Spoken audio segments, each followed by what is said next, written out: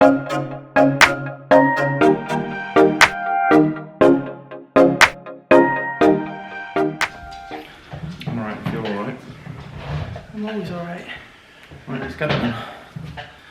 some cheesy thumbnail poses first. Yeah.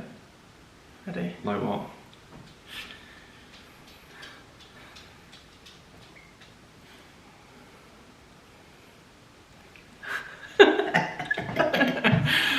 Right, I'm sure one of those will be fine. Hey guys, welcome back to my channel. Obviously we have Steve here today because we're going to film a bit of a Q&A. So I actually posted questions on my main channel, my Instagram and my home channel. Oof. We are going to be splitting this video because there was quite a lot of different questions. So this video is just going to be more like personal questions. We're doing a separate video which is just going to be like home questions, which will be over on my home channel. I'll link that down in the description in case you want to go check that out. Before we start with the questions, I want to introduce today's video sponsor, which is Level 8 Cases. Level 8 are a modern luggage brand designed for traveling with efficiency. They have created the perfect set of luggage for your adventures, sleek and simple in design, and expertly crafted with durable quality materials. Level 8 are confident in their cases and are backed by years of experience. They're proud to be always functional, always reliable, and perfect for all travelers. Level 8 luggage is on another level. They're designed to ease your travels so that you can focus on the destination, not the journey. You can definitely tell the time and attention that's gone into designing these cases because they are exquisite. So the first one I got is this one right here. It's the Roadrunner 20-inch carry-on case. Level 8 have designed this luggage to be water resistant, lightweight, and have a durable aerospace grade hard shell casing to protect your most expensive items. It's the perfect combination of sophisticated design and excellent functionality. The 360-degree spinner wheels can handle anything from the walk to your airport gate to the cobblestone streets of Europe. One of my favourite features of this case is the front compartment, which has a laptop sleeve. It also has a TSA-approved combination lock to keep all of your possessions secure. And for your long haul flights, you're going to want to check out this bag right here. This is the Voyager 28-inch check-in bag. This is one of the largest check-in bags they offer with a capacity of 99 litres. The Voyager has been finely crafted to offer a larger capacity for longer trips. One of the features that I love is the wider designed telescopic aluminium alloy handle.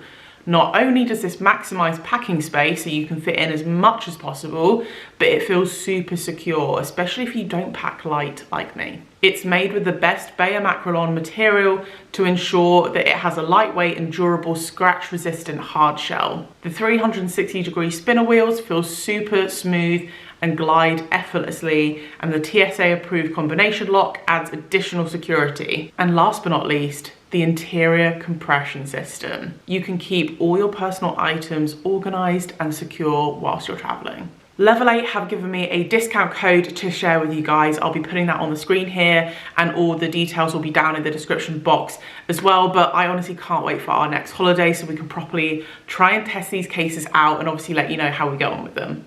So we've been really impressed with the cases. We're obviously going to be trying and testing them out properly soon. Yes. And we've actually already been having arguments about who's going to use what case. Well, so there's no argument, is there?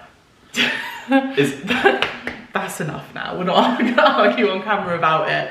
And also, just so you guys know, Level 8 actually are sending us a black version of the case. They didn't have it available when they sent the original cases out. So we'll be getting an all black version of the big boy, which is going to look really sick. It is. Well, I like the yellow one anyway, so I guess the all black one's going to be yours, hey? Yeah, how about that? And that actually leads us on to our first question. Ooh. By the way, Steve hasn't seen any of the questions. I like to just kind of blindside him with this stuff.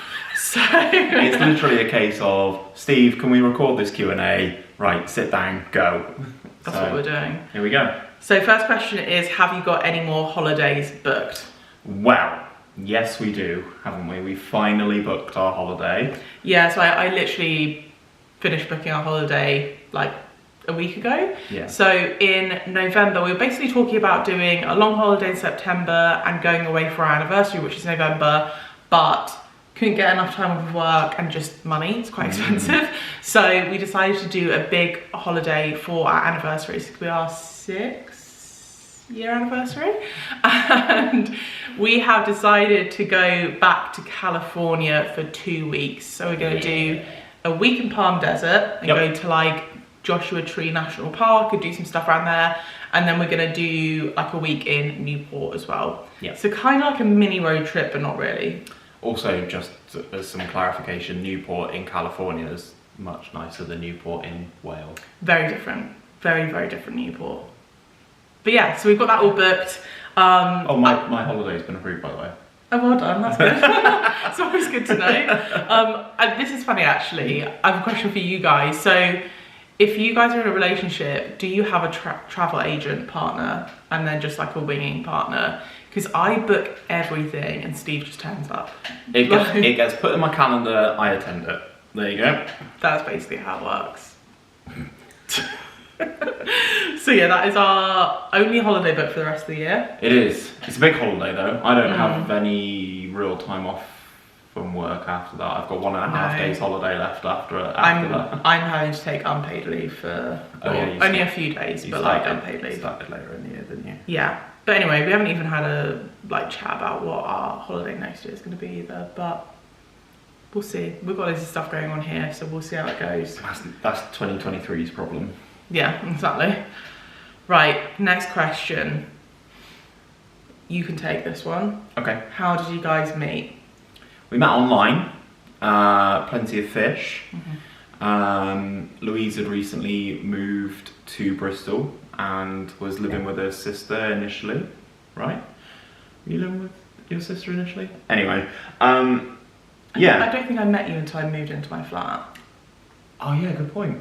Yeah, so Louise had, anyway, Louise... I think you're getting it mixed up because I basically moved to Bristol, lived with my sister, moved into a flat with a flatmate where I met you. Yeah. And then I was buying a house and I had to move back in with my sister because my tenancy ran out. Yes. That's why. But yeah, in short, we met online. First date was at a cocktail Caribbean-y place called Turtle Bay. I didn't know if it was a massive chain, like a national chain. I assume so. I don't know. Anyway, yeah, met there. Had a first date, and here we are, almost 6 years later. Yeah, plenty of fish. Doing Q&As together. Yeah, look at the sunken. Right, next question. I actually have to think really hard about this one, which is so sad.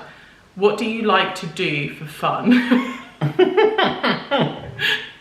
Will you go first? I'll go first. Mine's quite easy. I recently got back into going to the gym, so I find that quite fun. But my other hobby is predominantly gaming. When I was younger, it used to be all sorts of sport and football, but I worked in football for 5 years, and now I don't care as much. So yeah, I'd probably say gaming and going to the gym, as sad and as basic as that is. Yeah, mine's probably even sadder. Renovating the house. I literally was going to say that though. I don't know, I'm a creative person, so I like creating stuff. So honestly, doing the house on the weekends, although sometimes it's quite tiring and taxing, I actually really enjoy it. So I do that for fun. I like designing stuff. I get a kick out of that. That's just my weird little kink. So that's what I do for fun. I like traveling, like going on holiday. We like going out for food. We're both really big foodies. Going to the movies. I don't think we have any really super interesting hobbies. No. Any sports. I used to be quite into the gym, but I feel like I've fallen out of love with that a little bit. A lot. So yeah. I don't know, I feel like we're quite simple people. Yeah, we're quite basic. Spending time together. I don't know about you guys, but we're those people who have weekends free in the calendar.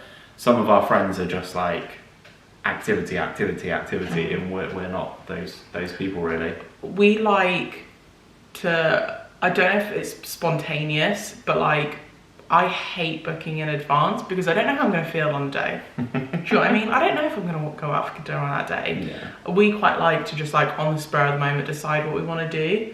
So if someone's like, oh, do you want to come around for a coffee? We're like, yeah, cool. But if someone's like, do you want to book to come around for a coffee in 2 months? I'm like, oh, I don't know. I don't know if I'm going to want to do that day. Like, yeah, so... very true. I feel like we're like kind of homebodies. I wouldn't say we're like super outgoing and like being around people 24/7. We like people, but like, like I think we like being. We like our own time at home with the dogs. Yeah, and I'd say we're both like quite comfortable in our own company as well. Like not necessarily, we're not together all the time. No. But like, I like being alone sometimes. Okay, right. So when I asked Steve to do this Q&A, he said, yeah, no problem. And then he said, oh, I can't wait for all the questions about marriage and babies. Because honestly, every time we do a Q&A, that's normally, most of the questions are like babies, marriage, all of that. We only had a couple this time, which is surprising. And I understand why people want to know. Yeah, well, to a point, it's inevitable, isn't it? You know, we've been like those questions, not us getting married and having babies. Yeah. We've been together an amount of time, and we're both at an age where that is kind of expected, I would say. Yeah, so I get why people want to know that, but then I feel like at the same time, we get asked that quite a lot. Yeah. So our reaction's always like, oh, here we go again. Question. But like, in a nutshell, we would like to get married. I don't think we would ever have a big wedding. No. I personally like don't have any interest in planning that, and I would have to be the planner because you know I'm the planner, right? Like, there's just no way about it. Could you imagine if I planned a wedding? Oh my god. Yeah. I mean, no, I can't. Everyone turn up on the day. You might get an invite. Bring a meal deal. No, that's not going to happen. But yeah, like I think if we were to get married, like we would like to get married. If we were to get married, it would be quite small. I don't think we're in a like huge rush because I think it wouldn't really change much for us. Like in our position, I feel like we're already very committed to each other, and the fact that like we live together, like we have a business together, we have dogs together. Yep. Like marriage would be nice, but I don't think it would change a lot. And then in terms of like having kids, yes, we would like kids. Yeah.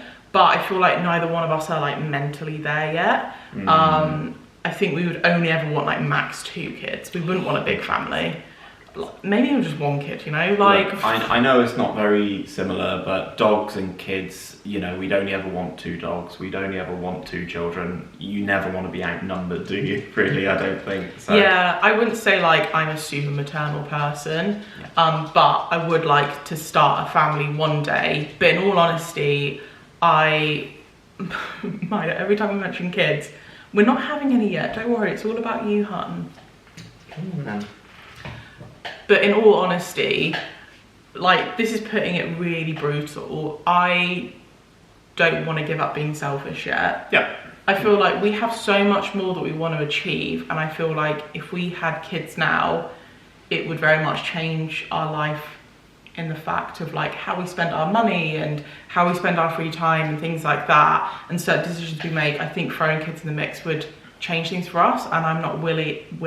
I'm not willing. She's not willing to give that up. I'm not willing to give that up. Also, a side... At this point in time. Yeah, I was going to say also a side note, Louise's sister's recently had a child, so... So you keep on, like, oh my god, he's not seen the questions and you keep on, like, answering future questions. So, like, let's move on to the next question.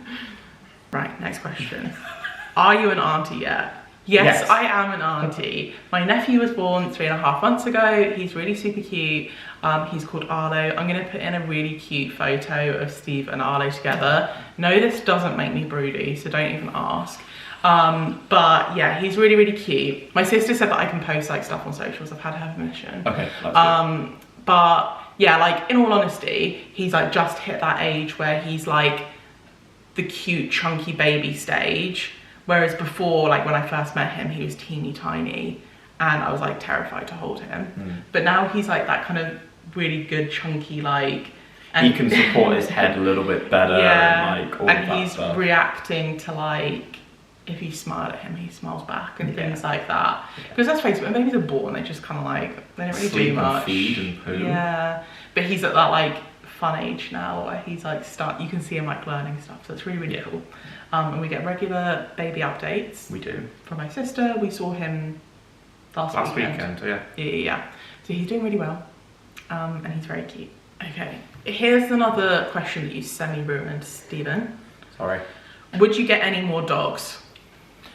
I mean, you would, I think. I'm of the belief that we should never be outnumbered, because both of the dogs have different challenges that we already have. Rocky's quite vocal, Milo's quite needy.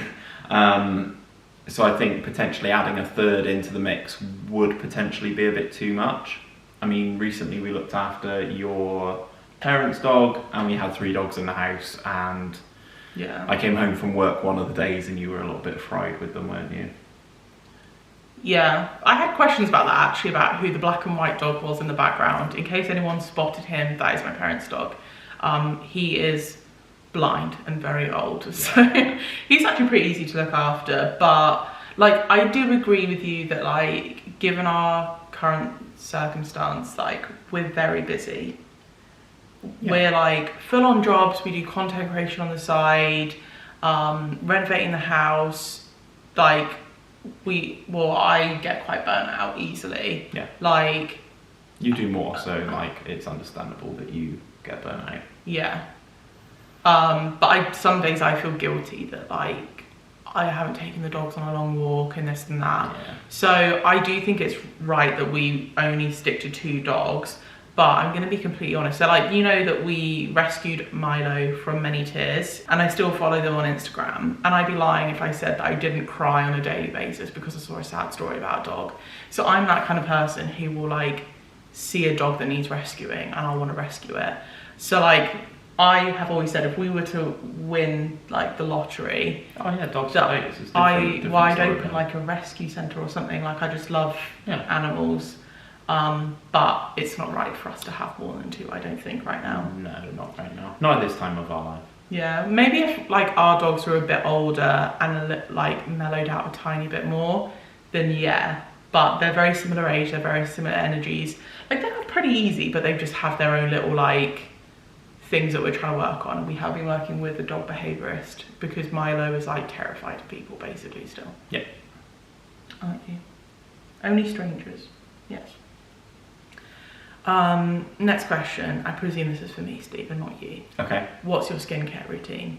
Yours is just like splash water on your face and shower or something, I don't know. Just let the soap run down from when I wash my hair, like.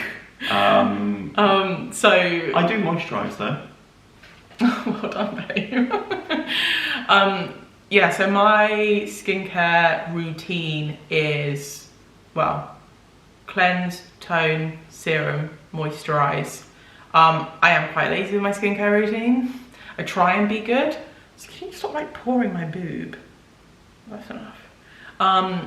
Yeah, so I'll leave links to the products that I'm using down below because I can't remember the names of them, but I use an oil cleanser. I use the Pixi, like, exfoliating toner. I'm currently trying out some of the 𝘱𝘻𝑒 serum and stuff as well. And I can't remember what moisturiser I'm using. I will link them down below, but it's very, very... There's a squirrel outside. So yeah, my skincare routine, I'd say, is pretty simple. And, like, for me, I can't have, like, a really long skincare routine because I just won't do it. Because I just don't see the point. So I keep it quite simple. I don't really know a lot about skincare, so that's just what I do. But yeah. I thought this was an interesting one. I'm trying to lose weight. Do you have any tips? So I've been quite open about, like, the fact that I've fallen out of love with the gym, and, like, I do think that I have some unhealthy eating habits in the fact that I used to do a lot of restrictive dieting, and then, like, binge eating and stuff, and I have struggled with my weight recently. We've started going back to the gym, but, like, the main thing for me, I guess, is just finding something that works for you. I'd say in terms of exercise, just think of just moving your body every day. It doesn't have to be like going and having like an hour and a half like weightlifting session or whatever. Just moving your body and thinking about it that way and trying to get out of that like destructive mentality really helps. Find something you like, whether it's like spin or you want to do dance aerobics, skipping, like literally anything. As long as you enjoy doing it, then that definitely helps. And I'd say in terms of like eating, because I feel like you have to do both, you can't sort of do one without the other. Don't over restrict because it's not sustainable. Like for me, that's the whole pattern I used to be in, was just like restrictive, and then binge. And you have to think of your calorie intake over the course of like a week, a month. And obviously if you're being restrictive and then super binging, then there was no point in restricting in the first place. So for me, I do kind of like track calories, but I try and just eat healthy and kind of just eat a little bit less, but not in a restrictive way, and focus on getting in like protein, veggies, things like that. I guess like the eating thing's kind of similar to the workout. You have to kind of enjoy it. Like we like eating out and doing stuff like that. So like I would never want to just completely remove that from my lifestyle. It has to kind of like work in a way that works with your lifestyle. Yeah, well, like I've started going to the gym again. I've started kind of being a bit more conscious about what I'm eating and how much I'm eating. My issue's always been portion control. For the most part, I don't think I would have eaten really badly. Like, don't get me wrong, I love a pizza. I probably drink a little bit too much as well. But like, yeah, just sort of understanding portion control and what you can eat and what you shouldn't eat. We recently did our macros again, didn't we? So that it's the breakdown of carbohydrates, proteins, etc. that you need each day. And then every now and again, I just put a day's worth of food in MyFitnessPal and see where it tracks up against that. I think it's good to like check in with that kind of stuff, but unless you're taking it super seriously, if you just want a starting point, there are loads of macro calculators, but I'd say you don't necessarily need to be like tracking absolutely everything you eat every single day. Use it as a guide. Yeah. Oh, this one's really interesting, and I think this was left by one of your friends. Yeah, I think this is your question, Balin. So I know you both are content creators outside of your jobs. Is that something you both have always wanted to do? And is it something you'd like to do full time? Do you want to go first, or shall I? Should I go first? Is that something I've always wanted to do? No. Honestly, like the way I got into content creation is that actually I saw an ad to be like, what's it called? Beachbody. It's like network marketing. It's like a Beachbody coach. So that involved like having an online presence.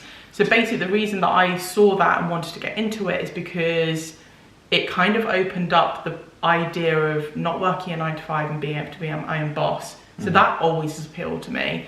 So I saw that, tried the Beachbody coaching thing. I did not like it. I absolutely hated it. Really didn't enjoy it. It just wasn't my thing. But that kind of opened up this door of like social media. And honestly, it never occurred to me to do that until I heard of Beachbody. And I feel like once I started Beachbody, the real thing that I loved was like creating content, being creative and like putting stuff out there that was like a reflection of me, and being able to like just create my own content and kind of decide what I want to do when I want to do it. And that's actually how I got into YouTube, is because I built up the confidence on Instagram first, and then I thought that's the point that I started watching other YouTubers, and I was kind of like, this is really cool, like I could do this for like the stuff that I love. So that's what appealed to me about it, was just having like full creative control of whatever I wanted to post. So that's what kind of got me into it, but I never ever in a million years thought that it would be a full-time job or that that's the way it was going. And in all honesty, I would not want to do it as a full-time job. Don't get me wrong, I would love to just work for myself. But for me, I think that I find it a bit scary 100% relying on social media as an income. I would rather have something else as well. So obviously you guys know that we have done like property renovation and stuff like that before. So I feel like that is something in the future that would work really well alongside doing that. But at the end of the day, so like YouTube could just be like switched off tomorrow and you'd kind of be without an income. So that kind of scares me a bit. But yeah, I'd want to have something else. Like, I love creating content, but I want to have something else on the go as well to kind of supplement it. Yeah, my journey's a little bit different. So I worked in football for like 5 years, then I've worked in marketing. So I've always been someone who's been creating content, but usually it's been for another purpose, either the club that I worked for or the companies that I've worked for. It's never been for myself. And then obviously COVID hit, lockdown happened. I was blessed with more time than I normally had. So started making content, and yeah, like it's over 2 years ago now for me. You basically turned your daily commute into an income, is what you did. Yeah. Because that time that you got back from not having to commute like a couple of hours a day. Yeah, I mean, it's one of the spare time that gave you an income. Yeah, it was like 40 minutes each way my commute. So you add that plus, let's say, my hour lunch break enabled me to start creating content. I started creating stuff on Football Manager, and then it's kind of snowballed from there, really, doing videos. To a point it was daily. I've had to cut that back now. But yeah, like regular videos, and then I've picked up streaming and stuff as well. So I'm similar to Louise though, like it would take quite a lot for that to become my full-time job. Like where I'm at now versus my salary, there's quite a big difference. So I would say that I'd very much love to do it full-time, but it's nowhere near realistic at this point for me, I would say. Yeah, I think it's difficult to think of it as a full-time income when it doesn't feel like stable or like realistic. Yeah, I mean, people always say as well, like with us making money from content, they go, oh yeah, well that's close to your salary, and people think the money that we would make is close to someone's take-home salary, but you also have to think you don't need to earn the take-home salary, you need to earn the before tax salary. So obviously you've got to pay your national insurance, you've got to pay your tax on stuff like that. You'd have to, then if you're self-employed, you don't get all those benefits and stuff like sick days and holiday pay and all of that stuff. So there's a lot to take into consideration that normally people won't think about. So I think for me, yeah, I'm just quite a way off that. Would it be cool to do it full time? I think so, but yeah, I don't think it's realistic. Yeah, I think it's also difficult as well because we've obviously both worked a long time to get to the position we are in our careers. Yeah. We're both at like senior levels, so like, I don't know, we're used to having that much income. I know that sounds really like, I don't know, going like, it would be difficult to step down to like a much lower salary for social media. So like, don't get me wrong, if social media paid the same salary I get from my 9 to 5, then like, yeah, I would do it. But like, we're like quite a way off of that, and we're not willing to kind of take a pay cut. Yeah, like we like the stuff we said about earlier, we don't want to compromise like our lifestyle, but like going on holiday, going out for dinner and stuff like that, we don't want to compromise that. Whereas if we were to both go full time with like content creation, I'd be more stressed about paying the mortgage and stuff like that than any of that stuff, and it would just be a severe dent in the quality of life, I would say, at the moment. Do they say that we're like the hustler generation? Are we? I think so. That will make sense. Yeah, well, basically we kind of think like, we're young, we would rather just like work harder and earn like more money than like be on a lower salary, if that makes sense. Yeah. I've just stopped myself singing Rick Ross there, so you're good. Okay. It's going to do it every day I'm hustling. I have another question I was actually going to put in our other Q&A, but I feel like it kind of fits here. Yeah, because it's kind of like business related. Go for it. There's kind of like two. How did you initially fund a buy-to-let purchase alongside your new build and fund a Reno? So in case anyone doesn't know, basically we bought our first house together. It would be about 4 years ago now. Yeah, 4 years ago. So we've been here since January. We lived there for just over 3 years. So the way that we afforded that is we were pretty fortunate. We both had help with deposit money buying our very first properties. Yeah. So we each had our own properties before we even met each other. Well, I bought mine like kind of when we were dating, but like we both had our own properties, and we bought at good times and in good areas, and they went up in value. So that obviously put us in a really good position to buy somewhere that at the time was way better than we thought we would ever get. 100%. So that was kind of like the new build stuff. The buy-to-let, so we still have our buy-to-let flat in Newport, which has like a pretty good return on it rental-wise. Yeah. And funding a reno. So we did do a renovation 3 years ago. Mm-hmm. And I've spoken about this before, and being completely honest. So basically, we were gonna, of course it cut me out mid-sentence. So with funding the buy-to-let and the renovation, we were in the process to get bridge funding, which is like, well, bridging the money that you need for a short-term project, basically. It's almost like payday loans, but for businesses, isn't it? It's kind of a way to explain it. It's a way of borrowing money over a short term to help, as Louise said, with the purchase or renovation of a property. Yeah, so basically all the buy-to-let, the renovation stuff, all done through a limited company. So we have a limited company together. All of that's separate to our personal stuff. So us buying a house, whatever, that's all very, very separate. So we were in the process of getting bridge funding approved for our company, and we had a discussion with a family member who basically offered to lend us the money, but we would basically pay them the interest. So rather than paying the interest to the bank, we got a slightly better rate on the interest and paid it to a family member, because at the end of the day, if they were willing to lend us the money, it's better that the interest goes to them rather than to the bank. 100%. So we had a family loan, but the intention was originally to get bridging finance. So that is the way that we were going to do it, but we were very fortunate to be in a position where we didn't have to go through the paperwork and all that boring stuff, and do it that way. So that's kind of like in a nutshell how we managed to fund that, and hopefully gives a bit of an idea of, if you want to do something similar, how you could do it. Yeah, 100%. And there's like one that's, I think this was like all one question. Since your last flip, have you considered doing any more property investment outside of your personal home, e.g. buy-to-let, another flip, etc.? So the answer is 100% yeah. I feel like that maybe have been clear from what we've just been talking about a second ago.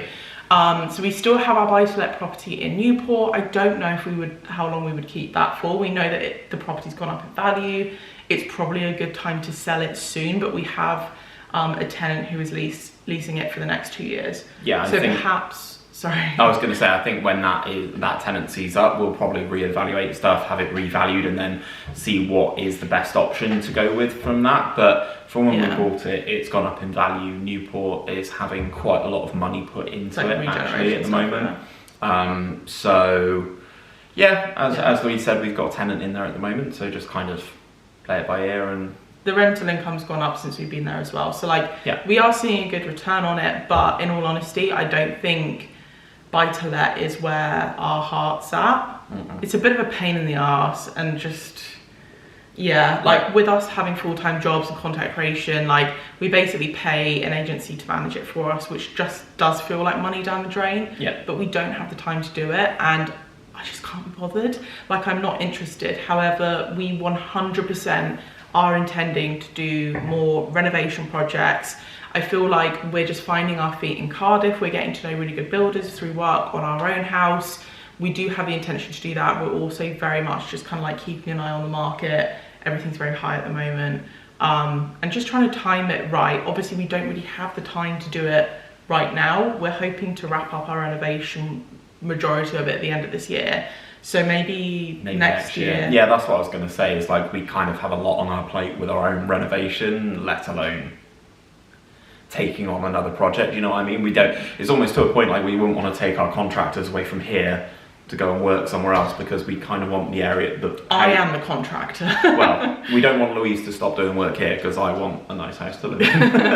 Yeah, it'd just be a bit difficult to juggle literally everything else. So once this kind of house is off of our plate a little bit, Milo, that's enough now, then we can obviously start putting that energy into something else. Yeah. But I would say as well, like our first renovation that we did, which is our only kind of like business renovation, it went, like we saw really good profit on that. So we were really happy with the amount of profit that we saw for our first project. I've done a whole video on how much it cost and how much we got and everything. So that is on my channel. I will try and link it. Go and check it out. Yeah, but in all honesty, I feel like the end, I've said this all before, but we had a really shitty builder at the time. He was an asshole.